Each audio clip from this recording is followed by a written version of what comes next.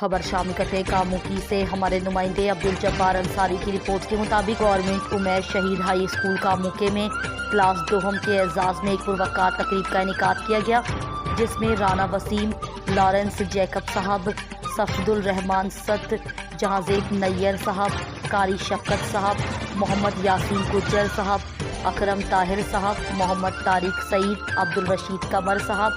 چودھری عبدالرحمان، محمد علی صاحب، ارشد انصاری صاحب، نصیر احمد صاحب، محمد کاشف، رضوان الہی صاحب، عبدالوہاب صاحب و دیگر طلباء کی حوصلہ افزائی کے لیے بھرپور شرکت کی۔ اساتذہ کرام نے طلباء کو مستقبل کے بارے میں اپنے تجربے اور قیمتی آراء سے نوازا، طلباء کو نیک خواہشات اور دعاؤں سے الوداع کیا۔